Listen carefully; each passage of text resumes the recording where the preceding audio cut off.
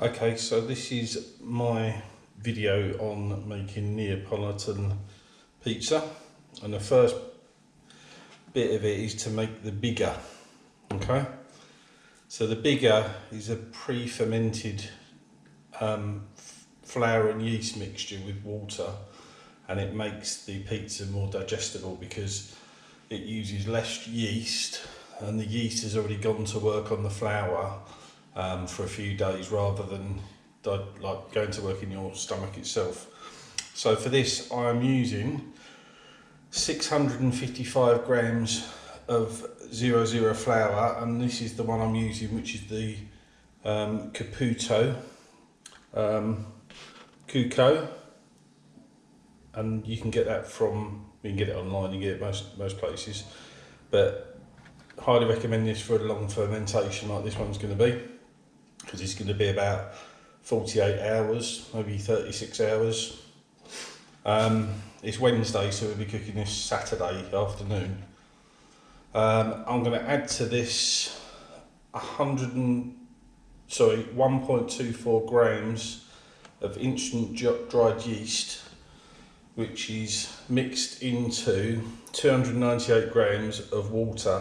And what I've done here is I've put about 200 grams of cold water, and I boiled the kettle, added 98 grams of hot water, mixed it together, then put the yeast in, then mix that to activate it. Now with the Biga, we're not actually trying to make a dough, we're just trying to combine it, so I'm not actually going to knead it or anything like that. All I'm going to do is add this mixture in and shake it about to incorporate it, and then we're going to leave that for 1 hour just to ferment, and then we're going to put it in the fridge until Saturday, so well, it's over 48 hours. So what I'm going to do is I'm just going to pour this, try and get it sort of even over the flour.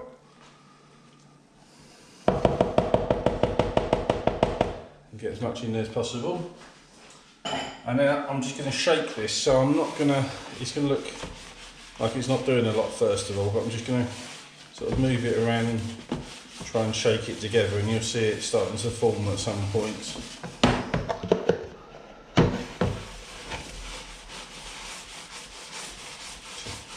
So as it starts to combine, you can see the flour will start moving, and we're just looking to get clumps basically, and it not to look like this anymore, water.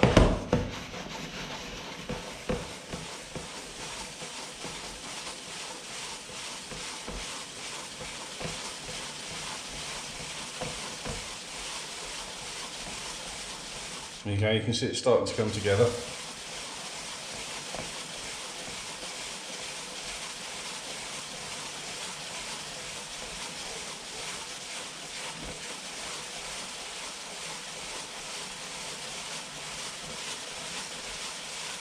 Now it's really important you don't knead it, that you do this, because otherwise you're starting to sort of do a prove on the dough, and all you want to do is combine the flour, water and the yeast.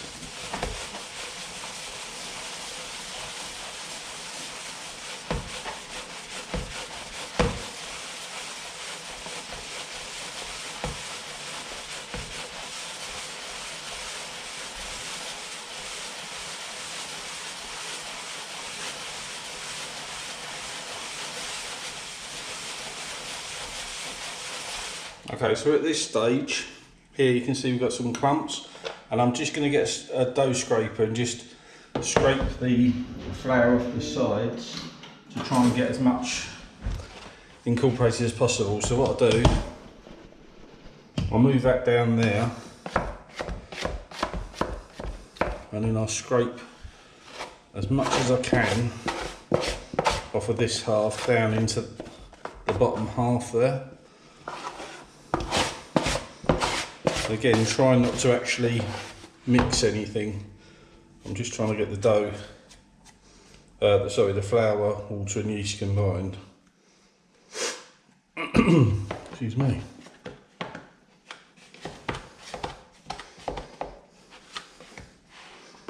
A little bit more off that side.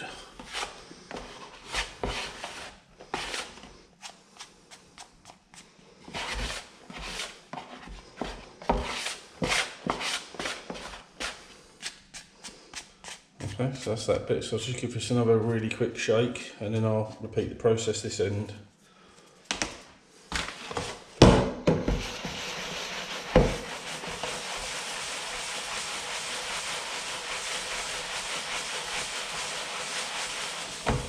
Okay, so same thing this end. I'll just take that out. As you can see, it's sort of all stuck here. So that's the bit that I'm looking just to scrape out.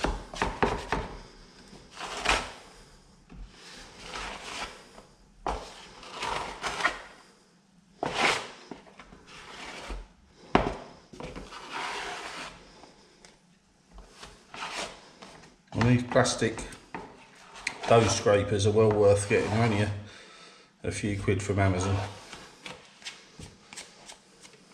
You can get two of these for something like 4 quid or maybe cheaper.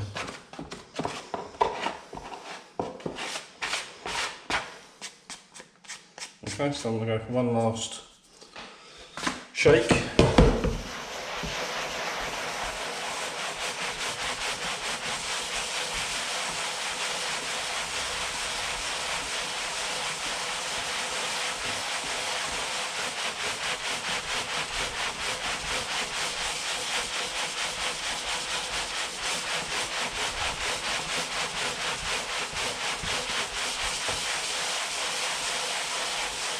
Okay, so look, that's what the Biga looks like. It's full of water,